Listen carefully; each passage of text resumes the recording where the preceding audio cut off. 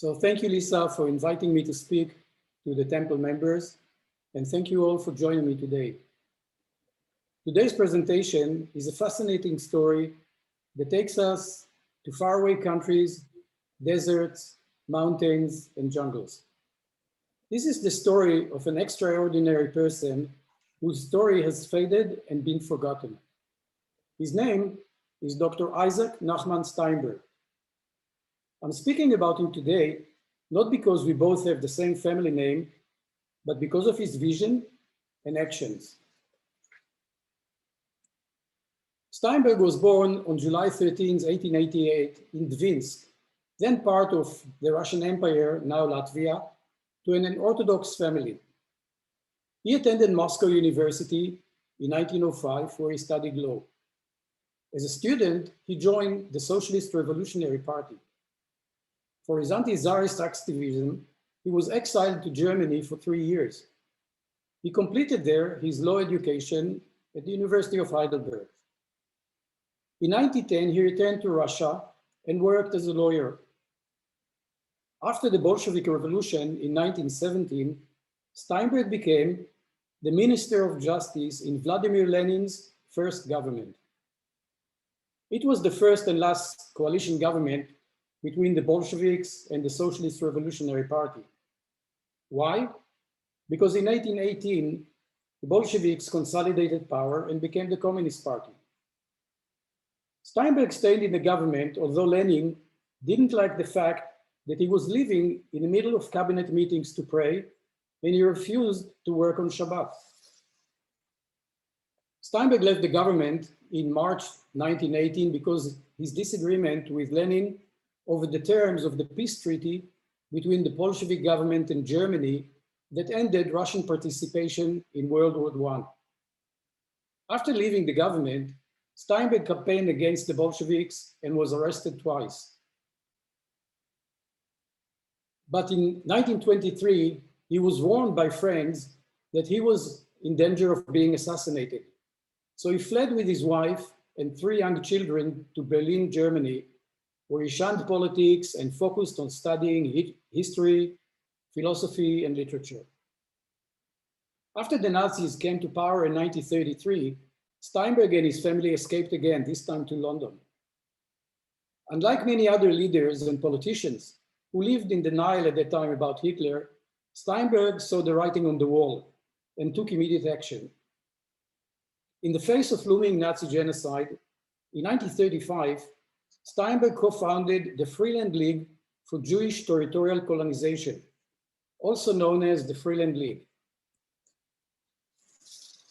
The League, which was a non-Zionist organization, attempted to create a potential Jewish homeland and haven whenever feasible. The idea was to pursue Jewish autonomy by obtaining large piece of territory in sparsely populated parts of the world and settled as many Jewish refugees as possible. In December 1938, Steinberg received an article that first appeared in the Australian Quarterly publication 4 years earlier. The article was written by Sir James Barrett. He was the Vice Chancellor of the University of Melbourne, where he strongly advocated white colonization of Northern Australia. The author, Sir James Barrett, had sent a copy of the article to Steinberg, and Steinberg replied to him, "The conclusion you reached about white colonization of the tropics are most encouraging for us, and I'm looking forward to discussing all problems with you personally." And then came an offer. The pastoral firm of Michael Durack. A pastoral firm is a firm that owns cattle stations or ranches. They offered the League to purchase 16,500 square kilometers in the Kimberley region of Western Australia. The reason for the offer was that after a decade of very low beef price and the Depression, the firm was heavily in debt and needed to raise cash.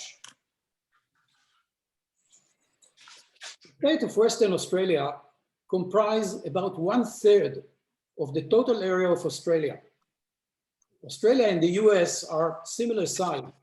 So if we compare it, Western Australia that is, to the United States, It is the size of California, Oregon, Washington State, Idaho, Utah, Arizona, Nevada, New Mexico, and Colorado combined. In other words, Western Australia is bigger than Western Europe. It is huge in size, but with very few people. In 1939, there were about 450,000 people living in Western Australia. Half of them were living in the capital city, Perth. Yes, Perth. Perth. Today, Western Australia has almost 2.6 million inhabitants, compared to almost 280 million people in Western Europe, less than 1%. Most of its people, more than 2 million, live in the southwest corner of the state, in Perth and in the port city of Fremantle. The state is very rich with natural resources such as iron ore, gold, diamonds, and oil and gas. The Kimberley is a region of the state of Western Australia. It is in the northwest corner of the state. To give you an idea how it looks like, it is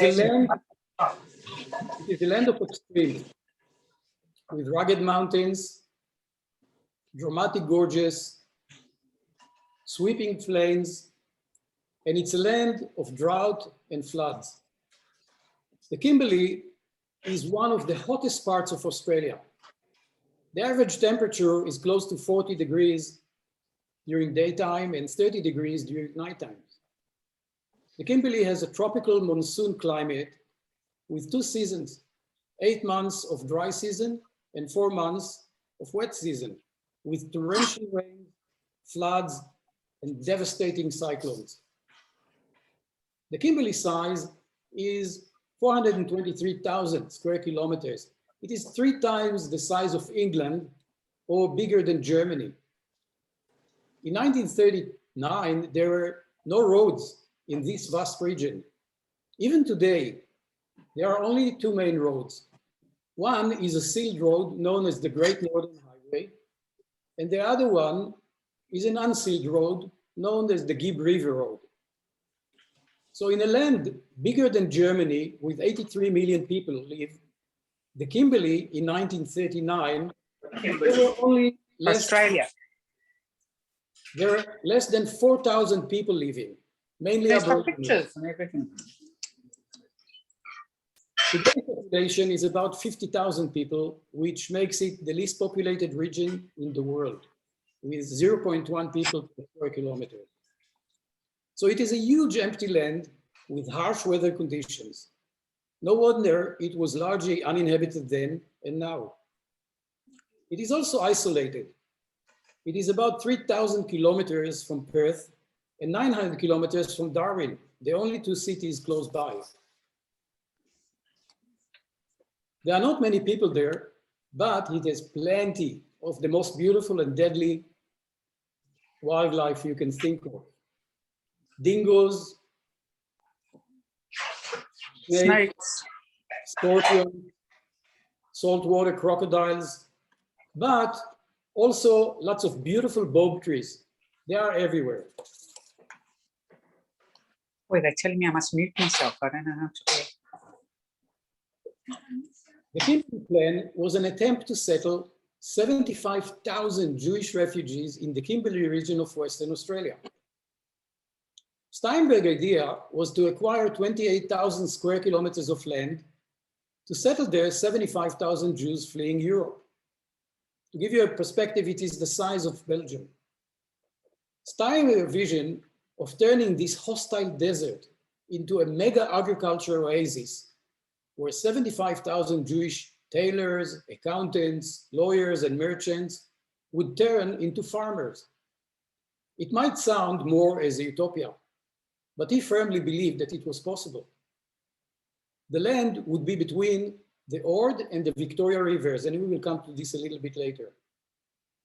Under the plan, an initial 600 pioneers would arrive to construct basic necessities for the settlement, such as homes, irrigation work, and power station. And thereafter, the refugees would follow. The League sent a Yiddish poet, Melech Ravitch, to the Northern Territory to investigate the region and to collect data on the topography and the climate. Upon his return, Ravitch's report suggested that the area could accommodate not just 75,000 refugees, but 1 million refugees. As a result of Ravitch's report, Steinberg decided it is time to act. On May 23, 1939, Steinberg arrived in the port city of Fremantle in Western Australia. Even though Steinberg had never been to Australia, when he arrived in Fremantle, his political pedigree was a source of fascination.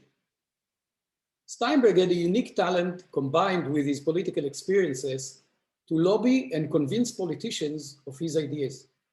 For example, in England, even being a foreigner, an Orthodox Jew, and definitely not from the right class, in very short time, he became close friend with major union leaders and key politicians.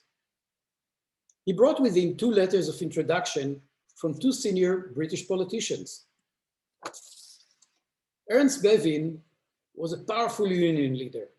During World War II, Bevin served as the Minister of Labor, and after the war, he became the Foreign Secretary. Bevin saw the end of the British mandate of Palestine and the creation of the State of Israel. Clement Attlee was a labor statesman and the leader of the Labour Party between 1935 and 1955. After the war, between 1945 and 1951, Attlee served as the British Prime Minister. So the letters of introduction from Bevin and Attlee meant that he was quickly accepted by the Western Australia political elite. Being a revolutionary and the first Minister of Justice in Lenin's government, first government, made him an immediate hero with Australian trade union leaders and members. He met with John Wilcock, the Prime Minister of Western Australia, who was sympathetic to the League's idea. After the meeting with Wilcock, Steinberg wasted no time. He immediately headed with a small delegation up to the Kimberley. The delegation spent 4 weeks in the Kimberley, investigating every part of this vast region. I want to show you 4 photos. They are part of the estate of Elizabeth Durack. She was the daughter of Michael Durack, the guy who offered to sell the land to Steinberg. The photos illustrate Steinberg's vision of using the Ord and the Victoria rivers for irrigation of the future farmland in the proposed settlement. So this is Steinberg visiting along the Ord River. This is another part of the Ord River. Here is it along the Victoria River. And in addition to visiting the area, he also wanted to learn about different potential crops that can be grown in this desert. After the visit, after 4 weeks there, the delegation expectations are more than fulfilled, and firm plans for establishing a Jewish refugee settlement in the East Kimberley was prepared for submission to the government of Western Australia. This is a copy of the plan that was submitted to the Western Australian government.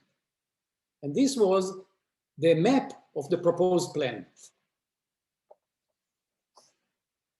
The plan was presented to the government of Western Australia in August 1939. John Wilcock, the Western Australia Prime Minister, approved the proposal. Also, the government gave official consent, but advised Steinberg that he also needed the approval of the federal government. Their support was crucial. There were 3 key elements for the plan. The first one was natural one, it's humanitarian grounds, saving the lives of 75,000 men, women, and children. The second one was the strategic importance of settling of north of Australia. For decades, the Australians were fearful of Asian invasion, mainly from Indonesia. So the proposed settlement would strengthen the northern frontier, and the refugees would be 3,000 kilometers away from Perth. Part of the deal was that every refugee that left the settlement in the first 3 years would be sent back to Europe, thus strongly encouraging the refugees to stay in the Kimberley. And the third element was that the project would be fully funded by American Jews. So the program would not cost a penny to the Australian taxpayers.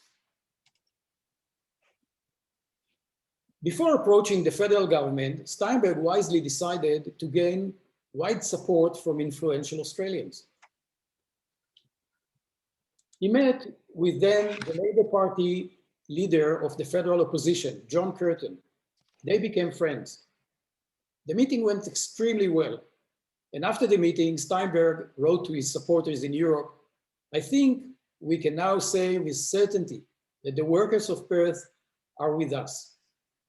The powerful Australian Council of Trade Union fully endorsed the plan in 1940, and he received support and endorsement from the mayors of Perth, Sydney, and Melbourne, the three major cities of Australia. The Church of England in Australia and the Roman Catholic Archbishop of Melbourne were among many clergymen who supported the plan.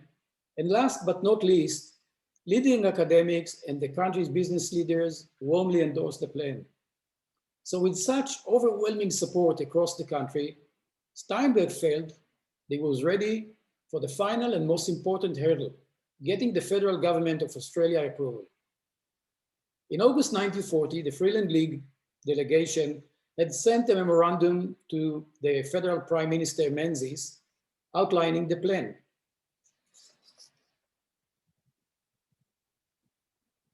The Tasmania plan was an attempt to settle 50,000 Jewish refugees in Port Davey, Tasmania. While lobbying across Australia for his plan, in early 1940, Dr. Steinberg met in Melbourne with a young 20-year-old businessman named Critchley Parker Jr. He was the only son of a wealthy publishing magnate, well connected to the Australian elite. The meeting took place at the house of a famous Jewish journalist, Caroline Isaacson.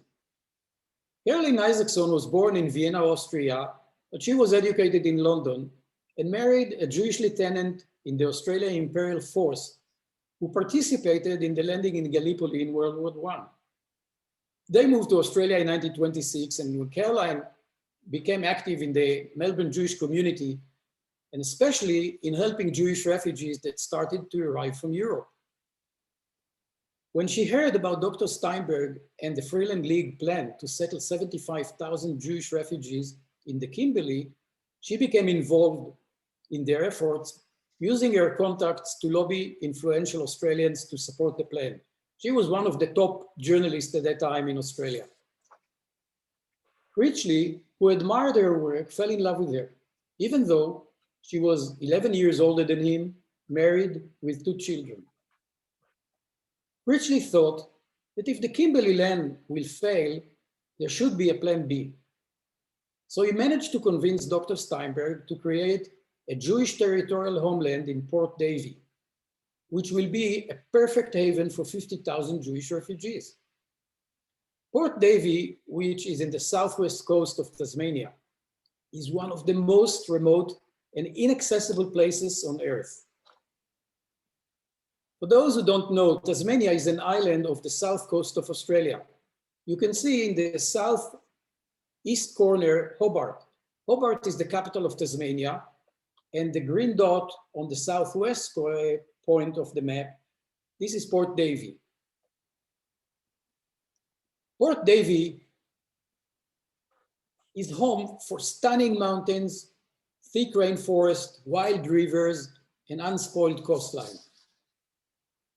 Critchley thought that if the Kimberley plan will succeed, Port Davey could save another 50,000 Jews fleeing the Holocaust, bringing them together to 125,000. We have to understand that Tasmania's population at 1940 was only 240,000 people. So accepting 50,000 refugees is 20% of the total population. Think about it, it is like equivalent to accepting 3 million refugees in Ontario in 1 year. From that moment on, Critchley devoted all his time and energy to develop the plan for the Jewish homeland in Tasmania. He believed that the Port Davey region is rich with natural resources, and therefore mining will be the main source of employment for the refugees. Agriculture, such as apples, fruits, and cherries, will be the secondary source of employment, as the area has many valleys and plenty of water. In addition, small businesses such as perfume manufacturing and luxury consumer goods could be developed as well. While waiting for Prime Minister Menzies' response, on January 1941, Steinberg, Caroline Isaacson, and Critchley Parker Jr. met with Tasmania Prime Minister Robert Cosgrove. After the meeting, Prime Minister Cosgrove issued a signed document accepting in principle the idea of Jewish settlement in Port Davey. Now, Dr. Steinberg had two prime ministers who were willing to support settlement of Jewish refugees in their states. On March 1942, Critchley traveled to southwest Tasmania to survey the area of the proposed settlement. This is the map of the proposed settlement. He met with Charlie King. Charlie King was a naturalist who conducted research for decades in the area. Critchley, who was an experienced bushwalker, was taken by Charlie King in his small boat to the Port Davey area. They agreed that if Critchley will get into trouble and he will need to be rescued, he should climb to the top of Mount Mackenzie, the highest mountain in the area, and send smoke signals. Remember, at that time, there was no cell phones or satellite phones. Smoke signals were the only way of communication in this part of the world. Unfortunately, in April 1942, after 3 days, the weather turned bad with heavy rain, hail, and violent winds. After 7 days, Critchley fell sick with pleurisy. With great difficulties, he climbed Mount Mackenzie in 3 different days. But because of heavy fog, his distress smoke signals were not seen. His matches got ruined by damp from the heavy rain, and he returned to his tent. While sick in his tent, Critchley Parker continued to develop the plan for the settlement. In April 1942, he wrote a letter to Dr. Steinberg. To die in the service of so noble cause is to me a great satisfaction. And if, as I hope, the settlement brings happiness to many refugees, and in so doing serve the states of Tasmania, I die happy. 3 weeks after his arrival, Critchley ran out of supplies, and 2 weeks later, he died in his tent from pleurisy and starvation. He was 31 years old. 4 months after his death, his remains were found on September 4th by a group of fishermen finding shelter from a severe weather. He was still in his sleeping bag and surrounded by plans and notes for the new Jewish homeland. He was buried at the foot of Mount Mackenzie, overlooking the beautiful waters of Bathurst Harbor. After receiving the plan in August 1940, Prime Minister Menzies took the proposal to his cabinet. And from that moment, delay became the name of the game. In February 1941, the cabinet deferred consideration of the proposal until a more appropriate time. At the same time, Jews were being killed in Europe. Auschwitz-Birkenau was already operational since May 1940. In October 1941, Menzies' government resigned, and the Labour Party, headed by Steinberg's friend, John Curtin, took office. Steinberg approached the new government. But 2 months later, Japan joined the war. Pearl Harbor was attacked on December 7th, 1941. Official consideration of the plan was postponed again. At the same time, in January 1942, a conference was held in Wannsee, a suburb of Berlin, in order to coordinate the implementation of the final solution of the Jewish question. The death camps in Europe started operating 24/7, but Australia was at war. As you can see in the picture, on February 19th, 1942, the city of Darwin was attacked by 242 Japanese aircraft.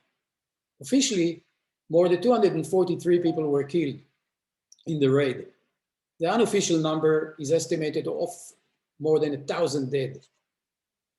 Occasional attacks on northern Australian towns and airfields continued until 1943, November 1943. The government focus was now on the war. Only in July 15th, 1944, 4 years after the initial submission of the plan, Prime Minister Curtin informed the Freeland League that the government is unable to see its way to depart from the long-established policy in regard to alien settlement in Australia, and therefore cannot entertain the proposal of a group settlement of the exclusive type contemplated by the Freeland League.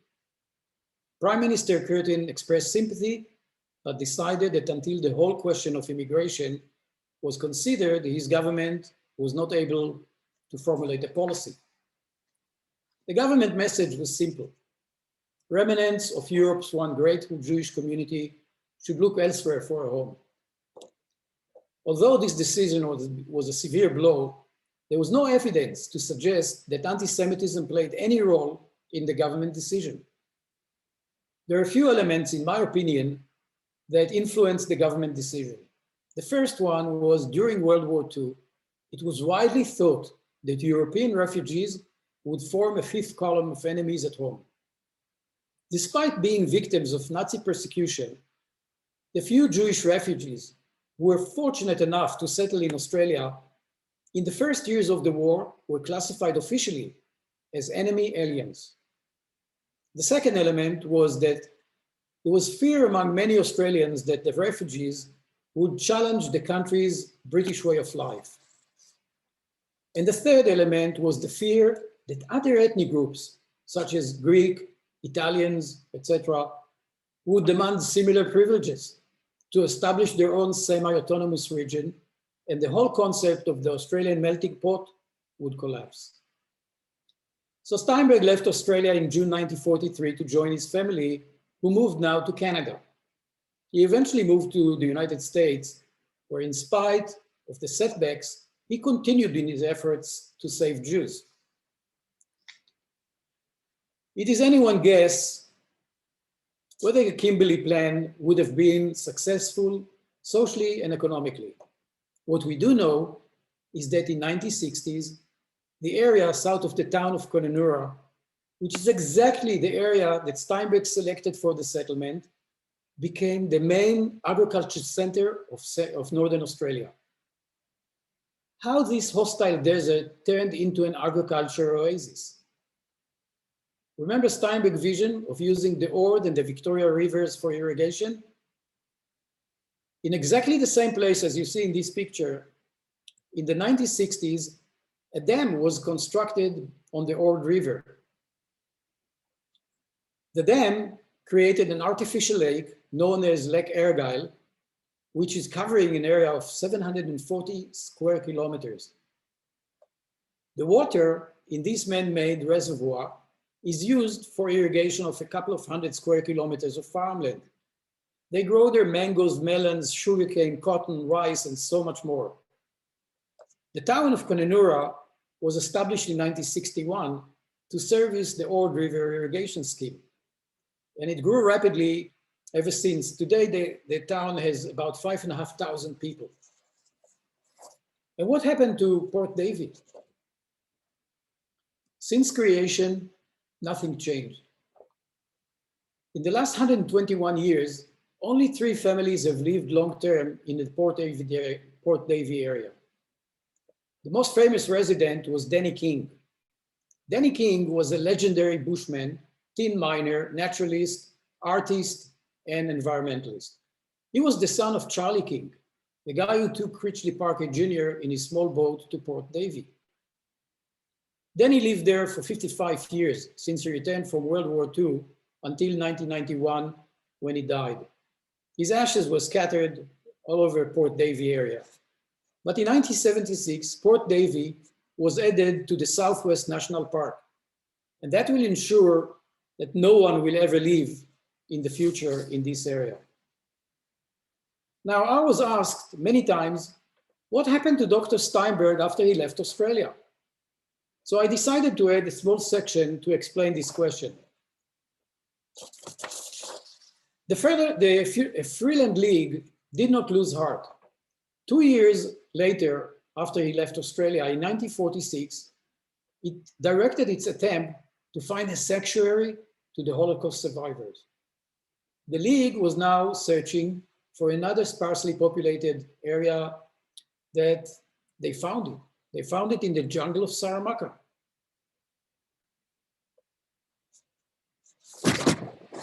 Many people do not know where Saramaka is. Saramaka is, Saramaka is a district in Suriname. Many people don't know where Suriname is. Suriname is a tiny country in the north of South America. It borders neighboring Brazil in the south, Guyana in the west, and French Guyana in the east. And Saramaka is the northwest corner of the country of Suriname.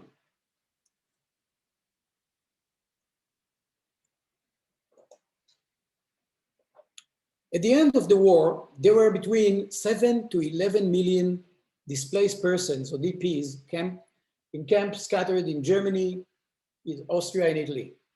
Among them, there are 250,000 Jews, Holocaust survivors. Most of them were in German DP camps. Now, with the British restriction on immigration to Palestine at that time, and slow acceptance of Jewish refugees in Western countries, for example, only in 1948, 3 years after the end of the war, the US authorized 80,000 Jews from DP camps to be accepted as immigrants. In Canada, in 1945, discussing how many Jewish refugees should be allowed to enter Canada after the war, an anonymous Canadian government bureaucrat offered the now infamous reply, "None is too many." So while the Jewish refugees were sitting for years after the end of the war in DP camps, the Freeland League came with a plan known as the Saramaka Plan, settling 30,000 Jewish refugees in the district of Saramaka.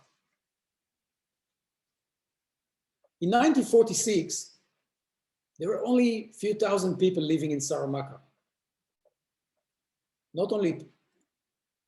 Not many people, but again, many poisonous frogs, snakes, jaguars, but also monkeys and exotic birds like toucans, and a typical bird that you can find in Saramaka, the cock of the rock, and many more.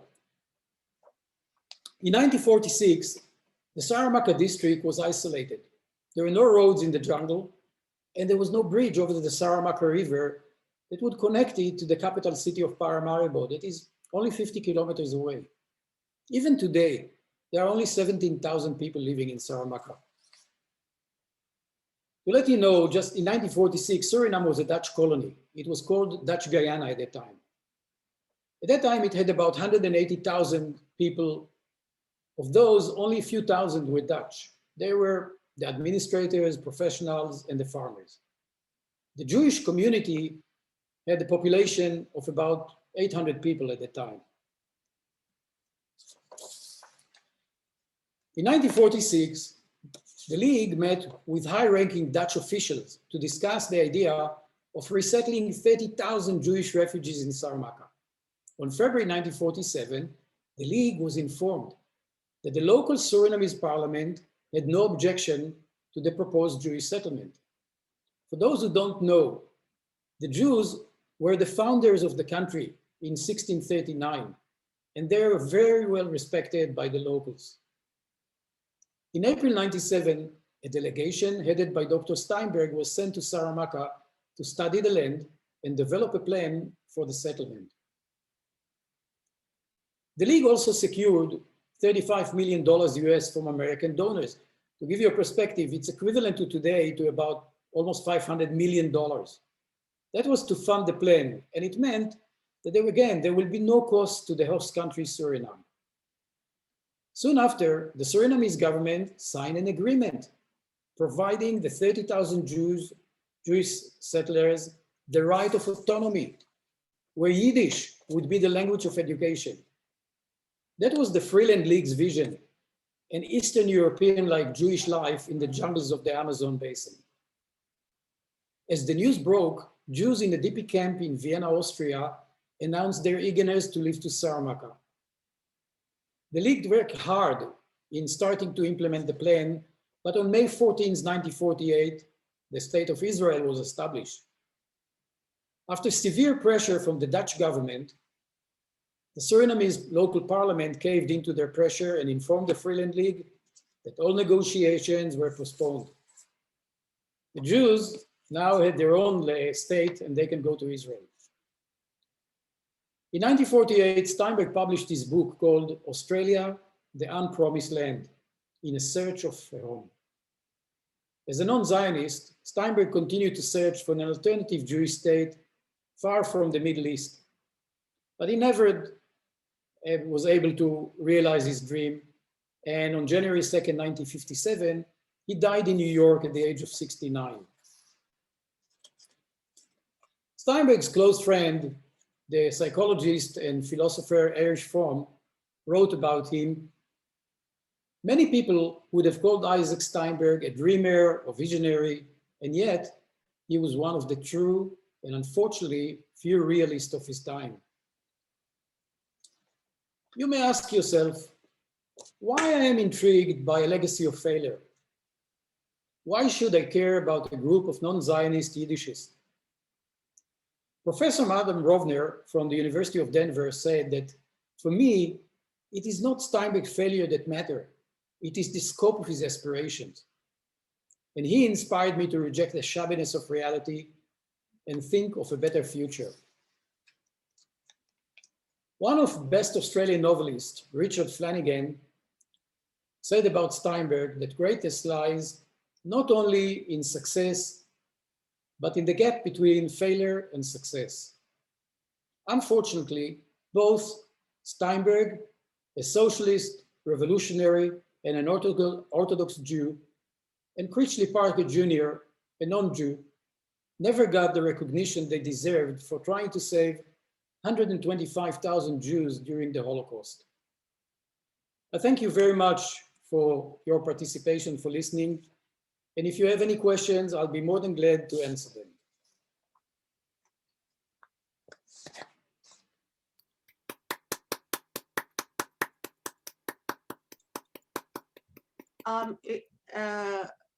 Jacob, can I call you Jacob? Yes, you can call me Jacob. Okay, forgive me, I came in a little late and I missed the first 15 minutes. Are you related to Isaac Steinberg in any way? No, I was asked many times, but no, we are not related. I'm a Zionist, he's a non-Zionist. By definition, we are not related. Okay. But also from a family relationship, we are not related. Okay. One other question, I was surprised to see the numbers where there are 7 to 11 million displaced people, but there were only 250,000 Jews in the displaced persons camp. I found that small. I'm guessing that's accurate. I just found it small, the number in the displaced persons camps who identified as Jews. Yeah, that's the correct number. I did the research for a couple of years on this subject, and I'd be more than glad to share with you, but those people were mainly from Poland, Czechoslovakia, that they survived the camps, but they couldn't go home. They came home, there were pogroms there, Jews were massacred, the locals didn't want to give back the properties that they confiscated. So the people from Eastern Europe, lots of them, not the Russians stayed, but whoever survived in the Baltics, very few, Polish, Czechs, they moved mainly to the DP camps because there are nowhere to go. People, for example, in Holland, Belgium, in Western Europe, they could go back to their countries.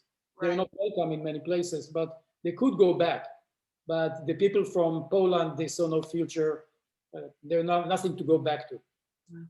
Thank you. Thank You're you. welcome. Jacob, I did ask you a question in the chat, but this is such a remote story. How did you first find out about the unpromised land in Australia? Well, this is a good question, and I'll answer you with a short story if you don't mind. I don't mind. So, after 4 years, I was traveling for 5 years. So after 4 years of traveling, I arrived to Australia, and I had no money left. I was broke, so I had to look for a job, and I was very lucky because after 3 days in Australia, I got a job in a mine near the Kimberley. At that time, I knew very little about the region and this part of the world, the north part of Western Australia. So I flew with 2 other guys at night in a very small plane. And at 6 o'clock in the morning, a car came to pick us up. It was hot, very hot. I remember when we drove the car, the radio said that it is a beautiful winter day in the Kimberley, 36 degrees. We drove for a couple of hours, and the landscape was very similar to what we saw at the beginning of the presentation. Huge empty space with red sand and rocks. After a month in the mine, I finished my job and returned to Perth, and I became the warden of the youth hostel in Perth. At that time, it was definitely not a tourist destination. Every Thursday, the people in the hostel used to go to a nearby pub for live music and cheap beer. So one Thursday, when I was in the pub, I talked to an American Jewish guy from New York, and he asked me the same question that Karen asked me. Jacob, are you related to Dr. Steinberg? And I said to him, which one of them? Because I have 2 uncles, they were Dr. Steinbergs. And he said to me, the one who tried to save Jews during the Holocaust. And I said, where was he? And he said, here in Perth. He tried to save 75,000 Jews by turning them into farmers in the Kimberley. I said to him, you know what? I just came back from the Kimberley. It is hot like hell and nothing grows there. So I asked him, how do you know about him? And he told me that he read his book a few years ago, and it was called Australia, the Unpromised Land. So the next day, I went to Perth Public Library and to the University of Western Australia Library. They didn't have the book. In 1980, there was no internet and no Google. So it registered in my mind, but I moved on with my life. I couldn't find more about Dr. Steinberg. 28 years later, I was working in almost 3 years in Suriname. And one day, when I was in the synagogue office in Paramaribo, I saw a small booklet about the Saramacca plan. It was written by the former Dutch ambassador to Suriname. That was his PhD thesis, and he sent a summary of his thesis to the community. So after reading it, I wondered, is this Dr. Steinberg, is the same one from the Saramacca Plain, is the same Dr. Steinberg that I heard in 1980 in Perth? So with the help of Google, now I realized that it was the same person, indeed. But unfortunately, I was working in the jungle and I was very busy and I had no time to conduct further research. Only in May 2015, I had a lunch with Professor Louis Kaplan and Melissa Schiff from the University of Toronto. They contacted me as they were looking for contacts in the Suriname Jewish community. They were working on a project called Imaginary Jewish Homelands. They were planning to spend time in Australia following Dr. Steinberg's story by using virtual reality technology to image and imagine the proposed sites in the Kimberley, Port Davey, and later on in Saramacca. After this discussion with them, it was very interesting. it really triggered me to start to do my research. And it wasn't easy. First of all, I couldn't find a copy of the book of Dr. Steinberg anywhere. And then I did not have access to the Yiddish Institute of Social Research at the Center of Jewish History in New York. That's where most of the documents of Dr. Steinberg are stored. But over 3 years of research, slowly, I managed to find many sources of information. I was a couple of times since then in Western Australia, and I had good contacts there, and I managed to find someone just before he died that lived at that time, and he remembered Dr. Steinberg. And that helped me to complete the research. So it started 1980, it finished 2 years ago. That's the story of how I learned about Dr. Steinberg. And what is the picture we're looking at now? This is a picture of a house in Saramaka. The funny thing is there are about 10 Jews living in Saramaka. One of them is the president of the Jewish community of Suriname, Shul Dong. He lives there. His parents had a farm. His brother is living there, his sister. And it's interesting because one time I was for Sunday in his farm, and we talked about just, this is a neighbor house of his farm. And I talked to Shul, and he said to me, Jacob, think about it. If Dr. Steinberg's plan was successful, if the Dutch wouldn't force the Surinamese not to accept the Jews. He said to me, even if 30,000 Jews came to Suriname and 90% of them left over the years to America, to Canada, to Australia, to Europe, we would still have today thousands of Jews living in Suriname. Unfortunately, today we have about 100 Jews left in the country, and that's the different story altogether. But this picture is part of how Saramaka looks like. Thank you.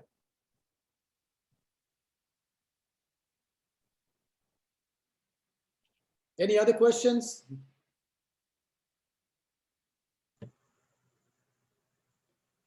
I guess not. Yeah, Dr. Steinberg. Oh, Yeah, Jacob, I'm just curious, you know, the Jews who settled in Israel and Palestine in the late 1800s and early 20th century came with zeal. They were, I believe they were Zionists and were committed to the land and specifically to Israel, where they wanted to see a rebirth. So they had that kind of commitment. And I think many of them, I don't know whether they were prepared for agricultural life, but certainly that's where it seems historically, that's where many of them started up in the kibbutzim, et cetera. I'm wondering what population did Dr. Steinberg aim at in terms of the Jewish population to move to a place like Kimberley? I mean, who would have wanted to go there? You know, Jews that tried to escape from 1939 to escape Europe were desperate to go wherever they can. You know, in my other presentation of the Suriname Jewish community, I talked about safe havens that Jews ended up in, such as the Dominican Republic. If you remember the attempt to land in Cuba for the boat that left the St. Louis, that left Hamburg, Germany, and was rejected. Trinidad, Suriname. There's only a few places people managed to escape through Russia to Japan, but there are thousands, and hundreds of thousands are nowhere to go. Nowhere to go. Nobody wanted them. They couldn't go anywhere. They couldn't leave. So to make an arrangement that 50,000 can go to Port David and 75,000, people would go anywhere. What was their alternative? I I understand. cannot ask my family because they were all decimated in the Holocaust, unfortunately. So I know No, what There you go. I understand that. I understand that. But after, after the doors were closed, so to speak, in 1939, yeah. any number would have been lovely, but wasn't these numbers? I mean, who was going to move 50,000 or 75,000 from Europe where everybody was basically in a jail? How could Not that was? everybody 39, because Holland was occupied in 1941 or 42.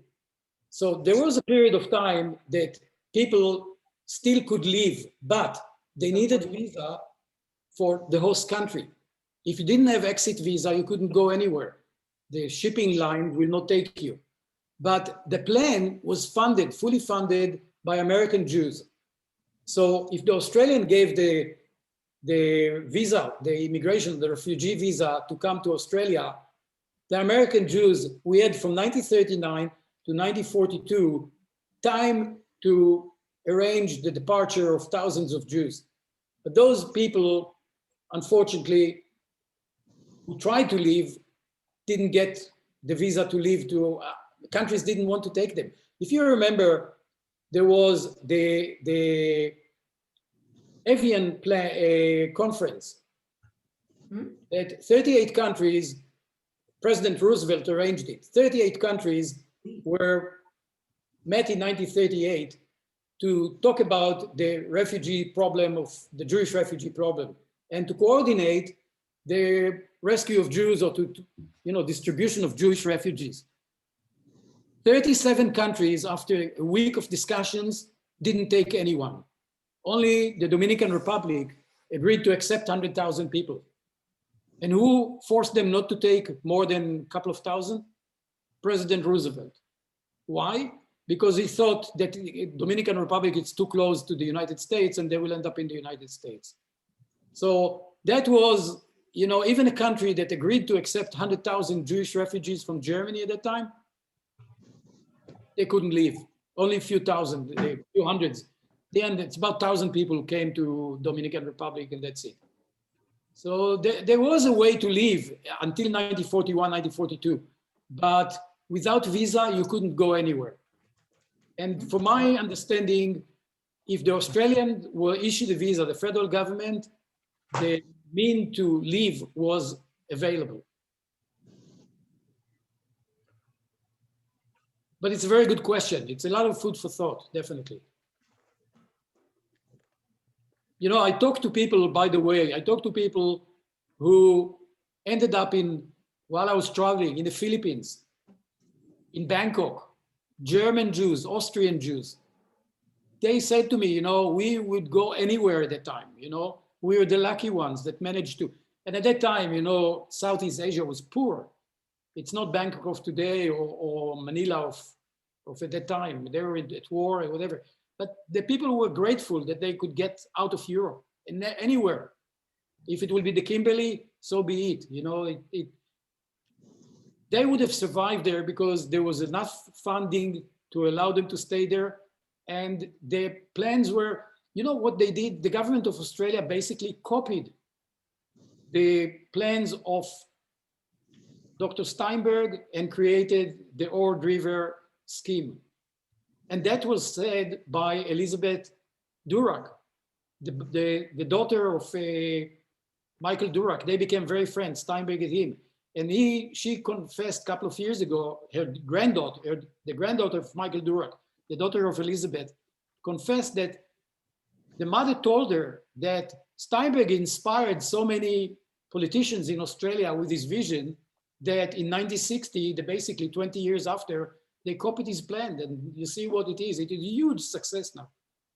Really? As I said, every 2 years, I'm in Western Australia in the last 10 years. So I'm visiting all these places. You drive until you see nothing, just red rocks, stones, and nothing, completely emptiness.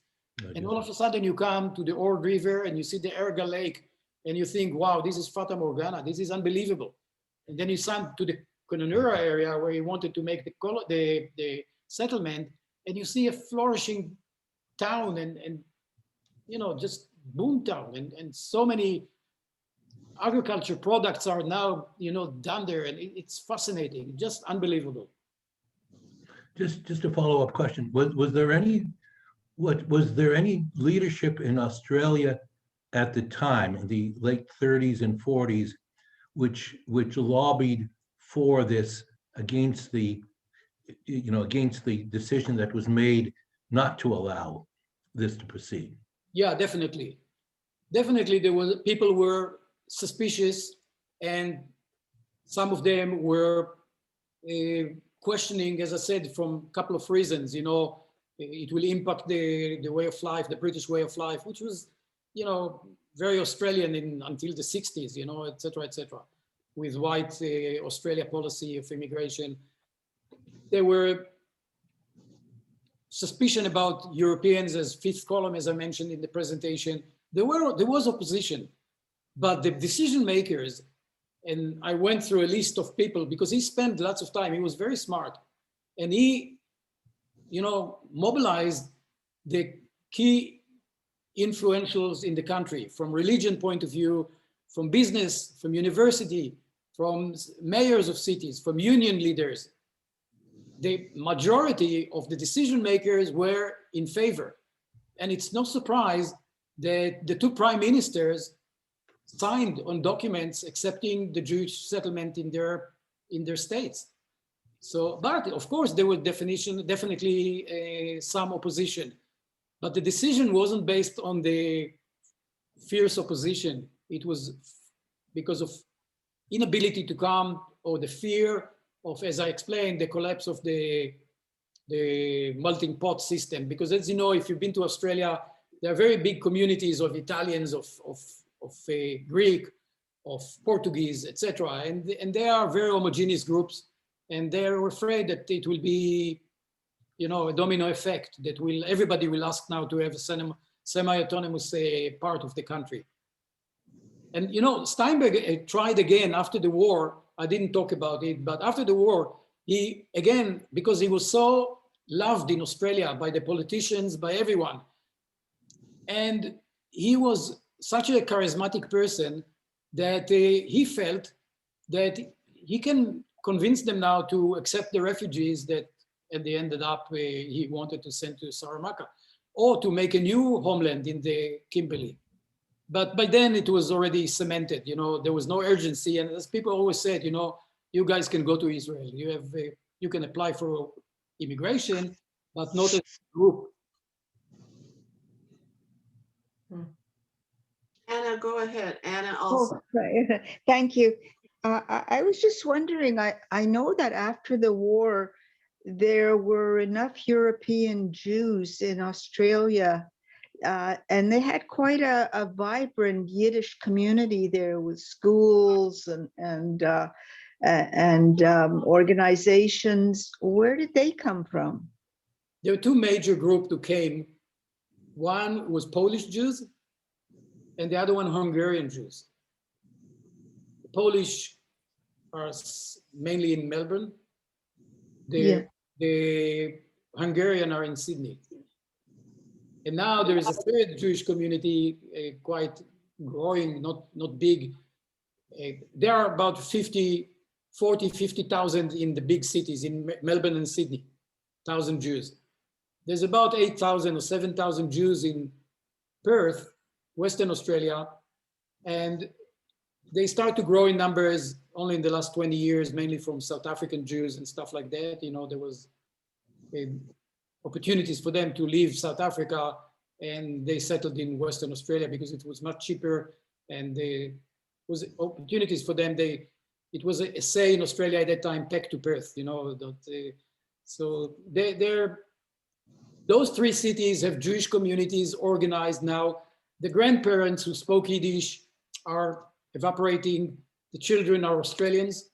There are very strong Jewish communities in Sydney and Melbourne and Perth, very strong, and very strong Jewish institution.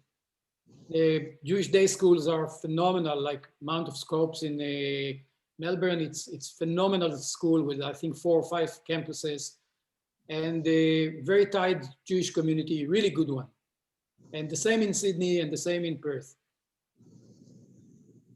Thank you. Well, You know what I wanted to say, Jacob? It's unfortunate that there was no consul, Australian consul, to issue visas the way Raoul Wallenberg, who had the moral courage to do that, like Sugihara, the Japanese and he saved many lives just by giving them visas to Japan at the time they could go, and then they got out, and then eventually they'd have to leave and they went to China or wherever, you know. That's the sad part. These were like really the righteous amongst all nations when they did that, these particular men. Absolutely, I totally agree with you. But you know, there was Australian embassies or consulates, but there's no one that had the courage or the to be a mensch, you know, to take on himself, because they sacrificed their careers. They're decimated after, you know, what happened to both of them. And Yes. you know, there was also in Portugal, it became the Jewish refugees capital of Europe at that time, you know, the Lisbon. But there was no one to lobby or to try to convince, or with relationship at that time, in my opinion, in Europe, that was connected or saw Australia as a potential place. And Steinbeck thought to do it the other way around because of the big numbers that he wanted to settle there. He decided to go to Australia and lobby there rather than to lobby, because if someone was issuing the visas and they start to arrive, I know the Australian system, you know, there would be immediately questioned, what the hell is going on? Who are these people are coming all of a sudden from whatever, from Amsterdam or from Warsaw? Right. It was most probably blocked very fast. But to do it the way he visioned, to make it as a mega project that will save 125,000 combined, you know, that no one or two even consulate would take on themselves to do. Yeah. Unfortunately, you know, it is in retrospect, I see him, you know, as I said, I'm a Zionist, and I see him as a really visionary person, a mensch, even if one is anti-Zionist or whatever he was, but his dedication, his vision, his efforts, he left his family. He was just dedicated to save Jews before and after the war.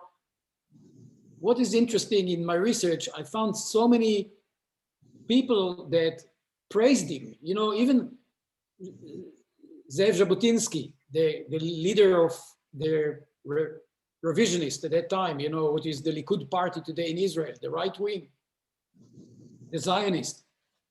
Jabotinsky just praised him for his efforts of what he did, you know, so it was cross-border, you know, non-Zionist, Zionist, anybody and everybody really appreciated the work that he did, but he was evaporated from history and forgotten completely. You ask today people if they know who is Dr. Steinberg, the answer will be Doctor Who.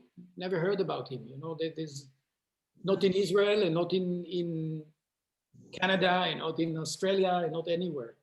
So for me, you know, I thought about it. I'm a little bit diverting. You know, for me, I was thinking, you know, how lucky I was just to be in Perth at the same time that this Jewish guy was there and met him in a pub. How many people came to, you know, at Perth at that time, people came and stayed a day. They were either going north, south, or to Asia. Nobody stayed there. It wasn't, as I say, tourist destination. It was a transit point. And to meet someone, to light on the switch of Dr. Steinberg, that's one thing.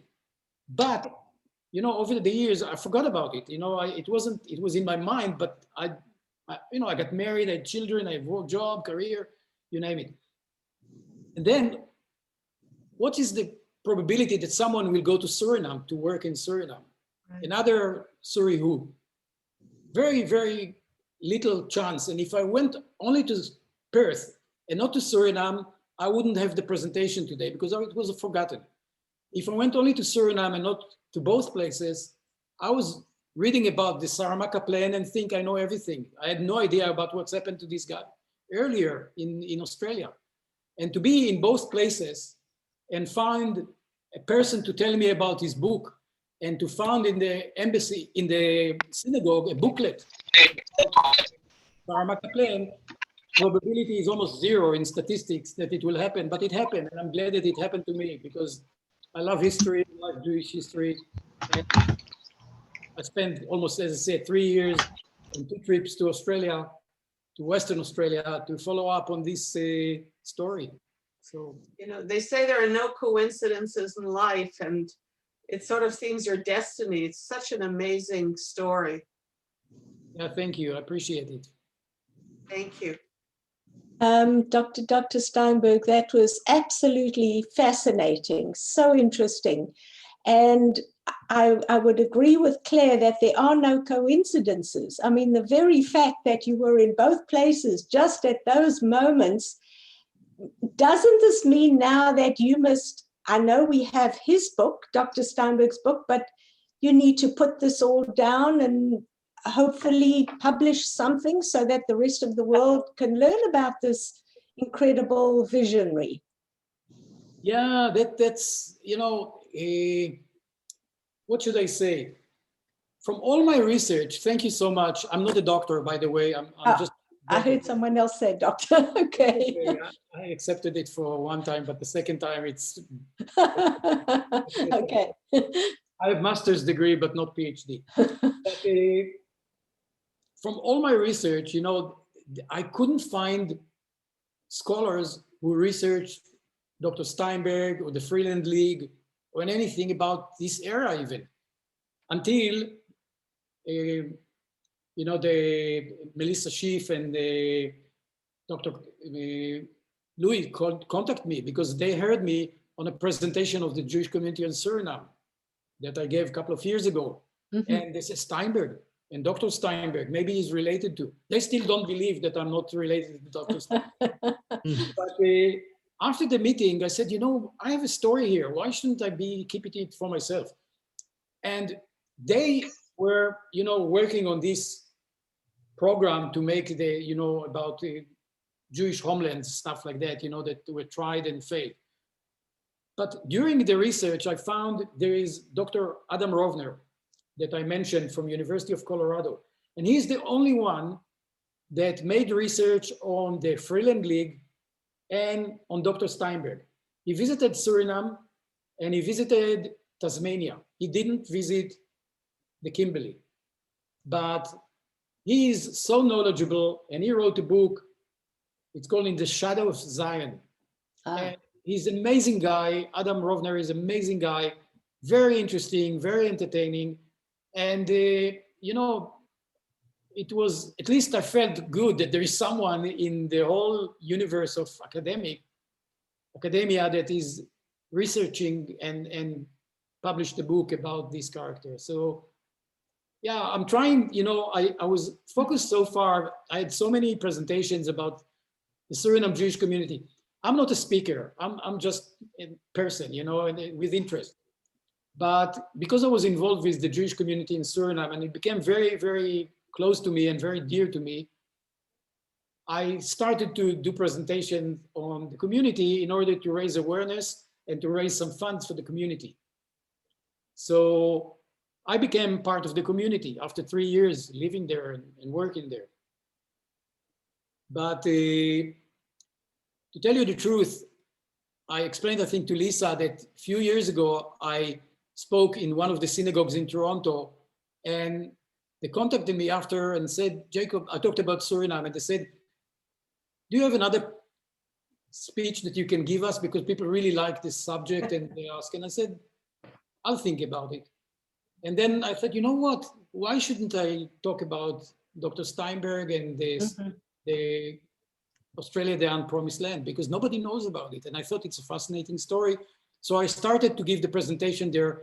And from, you know, I don't publish it, and it's only adult education people contact me. They talk to each other and this and that, and get my email and contact me and say, would you like to talk to us and this and that. So in the last year, I already had like 3 or 4 presentations about Australia, the Unpromised Land, and another one was booked now in London, Ontario. So, you know, people here, and hopefully it will be more, you know, the more the better. Right. Have you heard of someone called Wendy Fisher or Trudy Gold?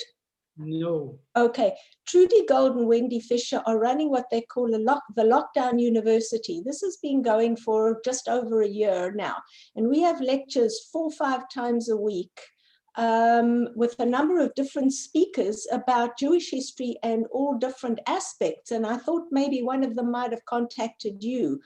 So that there are about 1,000 people listening to these Zoom lectures several times a week, and it's been absolutely fascinating. So would you mind if I put your name forward? Absolutely. You know, as I said, I'm in an age now that I'm enjoy sharing my experience. Yes. I was fortunate. I lived an extraordinary life. You know, when I'm looking backward of what I achieved and what I did in my life, I thank God every morning that He gave me the courage and the passion to do that. So now I'm comfortable to talk about it. You know, for so many years I didn't want to talk because I was busy doing rather than talking. Yes. But now I'm not working anymore. I'm retired and I have more time to do. And I'm enjoying talking and telling about things that are, you know, if you ask me to talk about the Holocaust in Europe, I have lots of knowledge because I live there, I research there, my family is from there, etc., etc. I know a lot, but I don't want to talk about it because there's no uniqueness. Everybody can read or can hear 15 stories about any town in from Minsk to Pinsk to Lithuania or whatever, and in between. Right. But very few people heard about Suriname, Mm-hmm. and very few people heard about, you know, the Saramaka Plain or the Port Davey. They have no clue where Port Davey is. Even Australians don't know where Port Davey is. You know? Yeah. It's so isolated and so, I mean, you can't even get there. So it is, but it's beautiful and it's fascinating. And I have no problem talking about this now. And, you know, most of the organizations offered me like a speech fee, something like that, which I never asked.